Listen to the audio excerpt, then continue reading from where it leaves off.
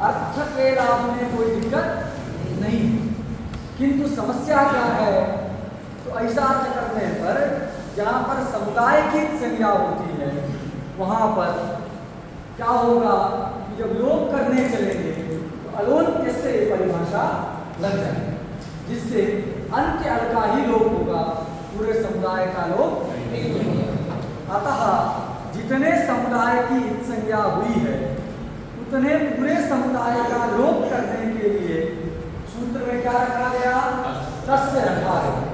तस्य रख देंगे तो अलोन्त्य से परिभाषा नहीं लगेगी, क्यों, क्योंकि फिर लग जाए तो तस्य ग्रहण फिर व्यर्थ है, इसलिए तस्य ग्रहण सामर्थ्य अलोन्त्य से परिभाषा नहीं लगेगी।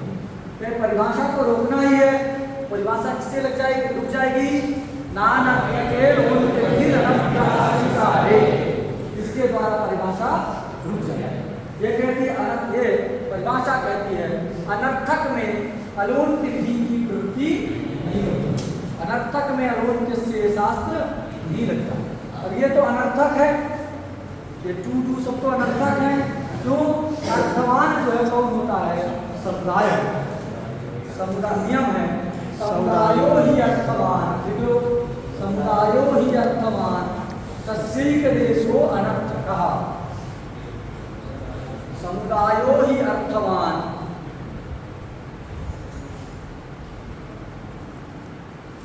तस्यैक देशो अनर्थकः,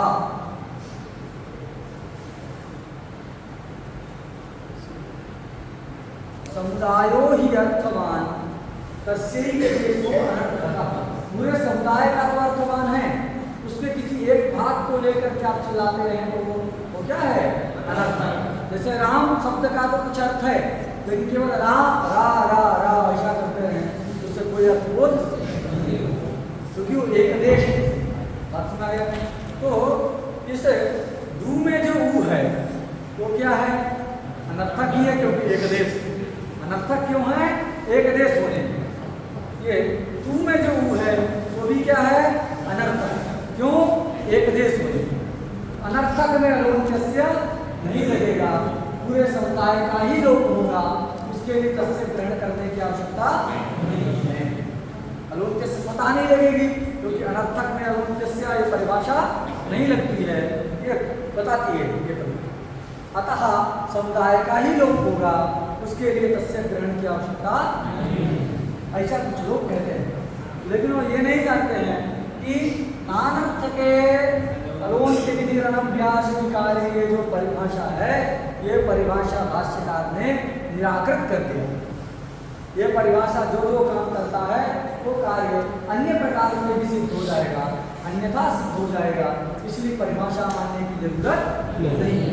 तो ये नानर्थ के जो परिभाषा है, ये परिभाषा भाष्य में क्या है, प्रत्याख्यान।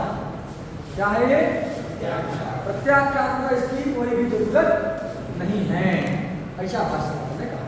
तो जब ये परिभाषा है ही नहीं तो इसके द्वारा अलोन्त्य को रोका जा सकता है, नहीं रोका जा सकता। उसको रोकने के लिए क्या जरूरी है, तस्य रखना जो है आवश्यक है। बात सुना गई। इस परिभाषा से ये परिभाषा कह रही थी कि अनर्थक में अलोन्त्य नहीं लगता है, इसलिए तस्य ग्रहण की आवश्यकता नहीं है समुदाय के लोग के लिए। तो इसका समाधान क्या है कि ये परिभाषा भाष्यकार ने प्रत्याख्यान करती है, इस परिभाषा की आवश्यकता नहीं है। जब ये परिभाषा ही नहीं रहेगी तो ये अलोन्त्य को रोकेगी, नहीं रोकेगी। अलोन्त्य के द्वारा अंत्य का ही लोप होने लगेगा, इसलिए समुदाय का लोप हो उसके लिए सूत्र में तस्य ग्रहण की आवश्यकता है। क्लियर हो गया। तस्य ग्रहण का प्रयोजन याद रखिएगा, इत संज्ञक का लोप होता है, ये अर्थ के लिए तस्य ग्रहण नहीं। इत संज्ञकस्य वर्णस्य लोपः भवति इति अर्थ संपादनाय तस्य इति पदं न अपितु तस्य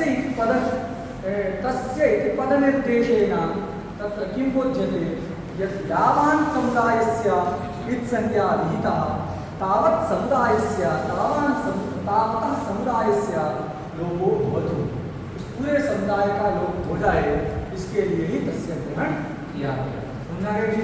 अन्यथा अलोन्त्य से लग जाता है, उसको रोकने वाला कोई दूसरा नहीं। तो रोकेगा कौन अलोन्त्य को, तस्य ग्रहण ही रोकेगा। क्लियर हो गया। लोगों ने ये तस्य लोपः सूत्र का अध्ययन किया। अब देखो आगे एक पंक्ति लिख रहे हैं, क्या लिख रहे हैं? अच्छा, ये पंक्ति आई तो देखो, अब अभी ये क्या सिद्ध हो गया, ये सूत्र से सिद्ध हो गया कि जिसकी भी संज्ञा होती, जिसकी भी क्या होती है, संज्ञा होती है, उसका क्या हो जाता है, लोप हो जाता है।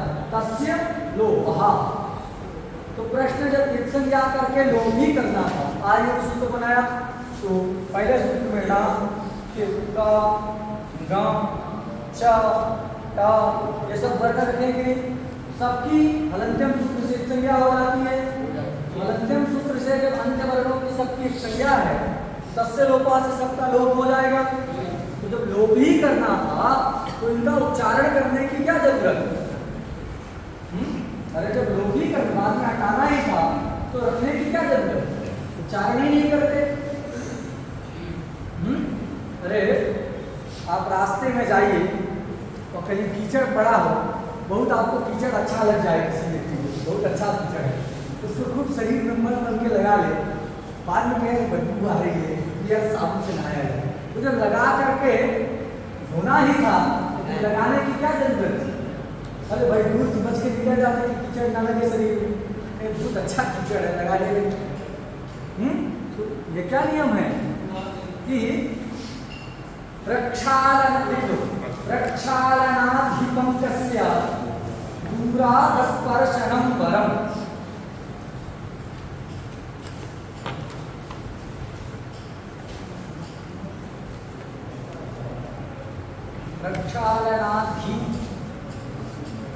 प्रक्षालनाधिपंकस्य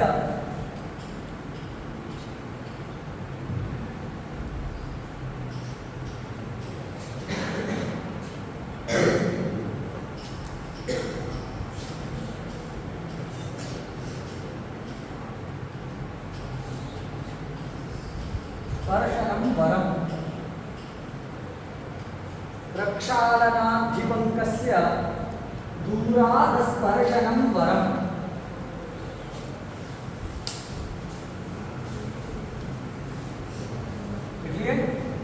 प्रक्षालनाधिपंकस्य दूरादस्पर्शनं वरम है। पंख को लगा करके प्रक्षालन की अपेक्षा दूर से निकल जाना, उसको ना छूना ही क्या है, उत्तम है कि नहीं? ये एक नियम है। प्रक्षालनाधिपंकस्य दूरादस्पर्शनं वरम। उसी प्रकार पहले उच्चारण किए, फिर उसकी संज्ञा किए और बाद में तो लोप करने की अपेक्षा, तो बाद में लोप भी करना है तो पहले उच्चारण ना करते, वही क्या होता, उत्तम। इस नियम के अनुसार प्रक्षालनाधिपंकस्य दूरादस्पर्शनं वरम, इस नियम के अनुसार क्या उचित था, ना लगाना ही उचित, आगे नहीं। तो कितना समय लग गया, पहले उच्चारण किए, उनका हम लोग पढ़े कि इनको भगवान शंकर ने जोड़ा है, उनका प्रयोजन क्या है, ऐसा क्या आएगा ये पढ़े, फिर हलंत्यम सूत्र के कारण पढ़े संज्ञा करने के लिए, 3-4 दिन का समय हमारा बर्बाद हुआ, बाद में कह दिए सब चले जाएंगे, जिसको इतने दिन से पाले उसे बड़ा किए हैं कहीं तो जाएगा। तो भाई मैं पुत्र उत्पन्न किए, पढ़ लिख करके बड़ा हो गया, नौकरी चाकरी करना लगा, उसको मार दिए। अरे मारना ही था तो क्यों इतना प्रपंच किए? तो अगर लोप ही करना था तो उच्चारण ना करना ही श्रेष्ठ था। उच्चारण क्यों किए, प्रश्न होगा कि नहीं? तो उसका उत्तर ग्रंथकार प्रश्न हमने बता दिया, हमारा काम है प्रश्न बताना, उत्तर ग्रंथकार बताना। तो प्रश्न समझ में आ गया कि नहीं?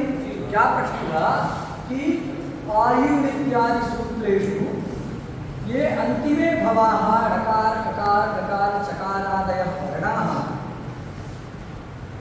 तेषां इत्संज्ञा भवति, इत्संज्ञायां जातायां तत्फलभूतः लोपश्च तेषां सिद्ध्यति। इत्संज्ञा का फलभूत है लोप, तो लोप हो जाता है। तो लोप हो जाता है, तो प्रश्न यह है कि अगर इत्संज्ञा करके लोप भी करना था तो प्रक्षालनाधिपंकस्य इस न्याय के अनुसार उच्चारण ना करना ही उनका क्या था, श्रेष्ठ था, वर था, फिर आखिर उच्चारण क्यों किया गया, णा का गा चा इन वर्णों के उच्चारण का क्या प्रयोजन है, ये एक प्रश्न है। क्योंकि सबका तो लोप ही हो रहा है, फिर उच्चारण करने का क्या प्रयोजन है, उनको रखने का क्या प्रयोजन है, ये एक प्रश्न है। उसका उत्तर ग्रंथकार देते हैं अणादयो अणाद्यर्थ। उसमें दो पद हैं, पहला पद है अणादय, क्या पद है, अणादय हमें बहुब्रीहि समास, णा आदिर येषां ते, णा आदिर येषां ते अणादय, बहुब्रीहि, णा आदिर येषां ते अणादय। तो कौन है अणादय, सारे अंतिम वाले। णा किसके आदि में है, इन संख्या के, सूत्र के आदि में नहीं है, सूत्र में तो आ है, लेकिन जो 14 इन संख्या का वर्ण है, अथवा 14 ना कहकर 15 कह दीजिए, दीक्षित जी के मतलब 15 आदि इन संख्या है। तो चतुर्दश सूत्रों में जो 15 अनुबंध हैं, उन 15 अनुबंधों में से आदि में कौन है, णा। तो णा आदिर येषां ते णादयः, णा का गा चा इत्यादयः अनुबंधा, ये सारे अनुबंध, समझा गया। णादया से किसको लेना है, णा का गा चा, ये सारे अनुबंधों को णादया के द्वारा। तो णादयः किमर्थं सन्ति, तो पहले तो बता दें णादयः अणाद्यर्थः, अण आदिर येषां ते अणादय, ठीक है, अण आदिर येषां ते अणादय, शब्द बने अण आदिर येषां ते अणादय, किनके, तो अण किसके आदि में, प्रत्याहार, सारे अण अच इत्यादि प्रत्याहार होते हैं। अणादय से सारे प्रत्याहार लेना है, अणादय से किसको लेना है, सारे अनुबंधों को, णा का गा चा इत्यादि जो अनुबंध है उनको अणादय से लेना है, और अणादय से किसको लेना है, सारे प्रत्याहार। तो अणादय जो णकार ककार आदि है वो अणाद्यर्थः, अणादय पहले बना लो, फिर अणादय अर्थः प्रयोजनम, अर्थ का मतलब है प्रयोजन, अर्थो विधेय वस्तु प्रयोजन निवृत्ति, प्रयोजन निवृत्तिषु।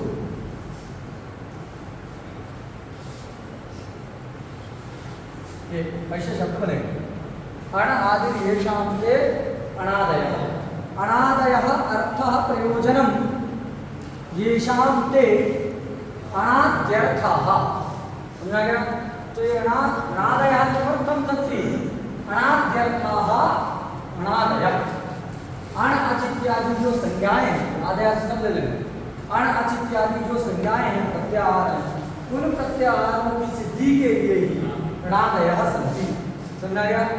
उसको चाहे तो आप क्रम परिवर्तन करके समझने के लिए बोल सकते हैं, अणाद्यर्थः अणादयः सन्ति, समझा गया। अण अच इत्यादि प्रत्याहाराणां सिद्ध्यर्थं णकारादयः वर्णाः सन्ति, नकारादय इत्संज्ञकाः वर्णाः सन्ति। पंक्ति का समझा गया, नाया को बिल्कुल बताएं। हाँ, अणादय का मतलब समझ आ गया, समास है णा आदिर येषां ते अणादय, बहुब्रीहि समास हो गया, क्लियर। कौन है अणादय, णा का गा चा, ये सब अणादय से लेना, ये सब किस लिए हैं, इनका तो सब लोप ही हो रहा है किस लिए, तो प्रयोजन बताया कि अण आदिर येषां ते अणादयः, अणादय मतलब अण अच इत्यादि से प्रत्याहार, तो अणादयः अर्थः प्रयोजनम येषां ते, ये अणादय।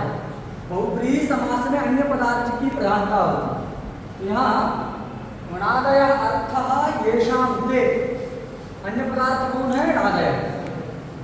तो अण अच इत्यादि संज्ञादि जिनका प्रयोजन है ऐसे हैं आदि, मतलब णकार आदि रखने का प्रयोजन प्रत्याहारों की सिद्धि है।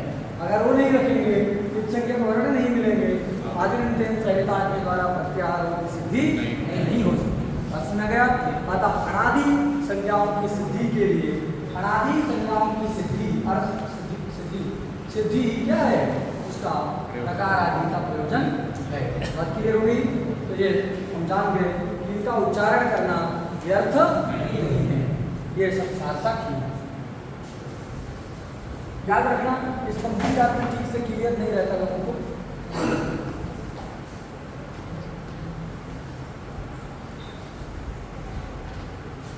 अब ये जो अनादय हैं वो सब किस लिए हैं? ये अनादय जो है रकार आदि है तो सब अणाच इत्यादि प्रत्याहारों की सिद्धि के लिए। तो ये प्रत्याहार सिद्ध कैसे होंगे? पहले भी आप बताएं, अनादि संज्ञा संज्ञाओं की सिद्धि के लिए 14 सूत्र है। अनादि संज्ञा तो सिद्धि कैसे होगी? उसके लिए सूत्र आ रहा है आदि रक्तेन संहिता। क्या सूत्र आया? सूत्र में आदि ये प्रथम वचन, अंतेन यह तृतीय की वचन, सह यह अव्यय पद है, पिता ये तृतीयांत, आदिरंतेन सहेता सूत्र है। सूत्र में कितने पद हैं? 4। आदि अंतेन सह पिता चतुष्पदात्मकम इदम संज्ञासूत्रम। 4 पद वाला जो है ये संज्ञासूत्र है, इसमें कोई दिक्कत?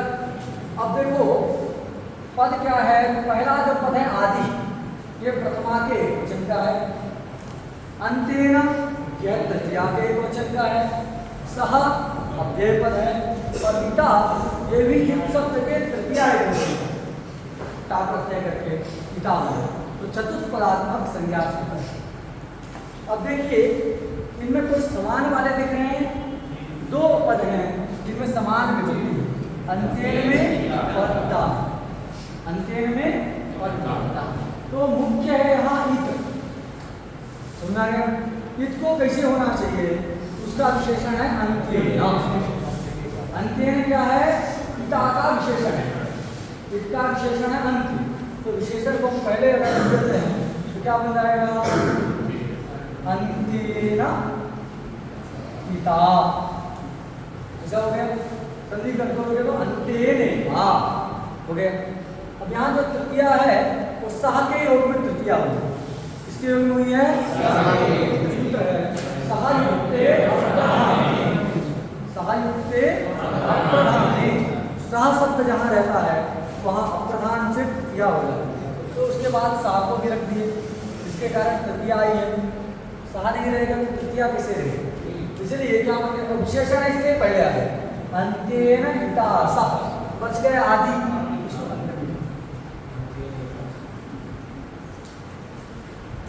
अंत्येन पिता सह आदि, ऐसा है 4 पद। अब क्या आदि? सीधे सीधे अर्थ तो यही है, अंत इत वर्ण के साथ आदि। आदि क्या? तो यहाँ एक छोटी सी कथा सुनाते हैं। एक किसान था, वो क्या था, सुबह खेत में गया, सुबह सुबह उठा, सोचा कुछ पशु लोग खेत में नुकसान ना किए हों, देख करके आते हैं। तो जब खेत में गया टहल रहा था तो एक मोटा सा मेढ़, क्या था? मेढ़, इसके ऊपर लोग चलते हैं तो मेढ़ चलते हैं। अब मेढ़ में क्या किया जाता है कि एक खेत से दूसरे खेत में पानी ले जाने के लिए नीचे से छेद कर दिया, पता है कि नहीं? ऐसा छेद कर देते हैं, मेढ़ से ऊपर लोग चलते रहते हैं, थोड़ा सा छेद रहता है, पानी आता रहता है। तो क्या देखता है कि वो मेढ़ के छेद में ऐसा छेद है, बीच में तो दिख नहीं रहा, लेकिन इधर में एक पूंछ हिला रहा है सांप। सांप का क्या है? पूरा सर्प नहीं दिख रहा है, केवल उसका पूंछ हिल रहा है। उस साइड झांक के देखा, इधर क्या है, उधर उससे हिला रहा। तो उसका क्या दिखा?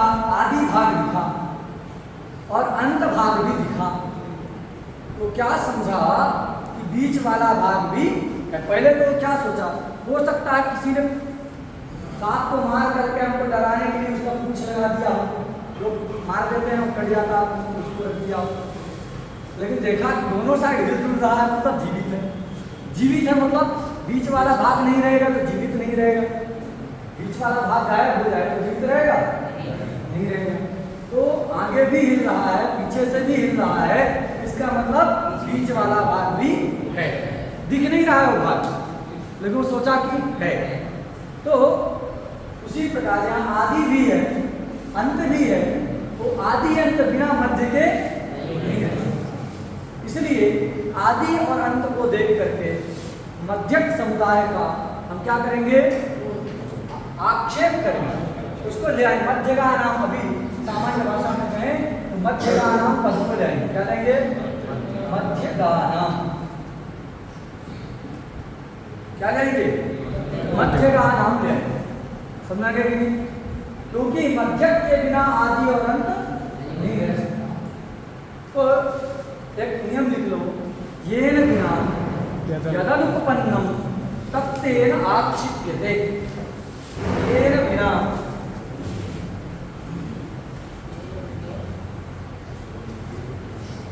येन बिना यदनुपपन्नम यत् अनुपपन्नम येन बिना यत् अनुपपन्नम तत्तेन आक्षिप्यते। तत्तेन आक्षिप्यते। देखिए इस नियम को कहते हैं दर्शन में, वेदांत और मीमांसा में अर्थापत्ति प्रमाण। क्या कहते हैं, अर्थापत्ति प्रमाण। याद रखिएगा, ये अर्थापत्ति प्रमाण। नैयायिक लोग इसको अनुमान मान लेते हैं। तो येन बिना यदनुपपन्नम तत्तेन आक्षिप्यते। इसका एक प्रसिद्ध उदाहरण है, पीनोयम देवदत्तः दीवान भूते। क्या है, पीनोयम देवदत्तः दीवान भूते।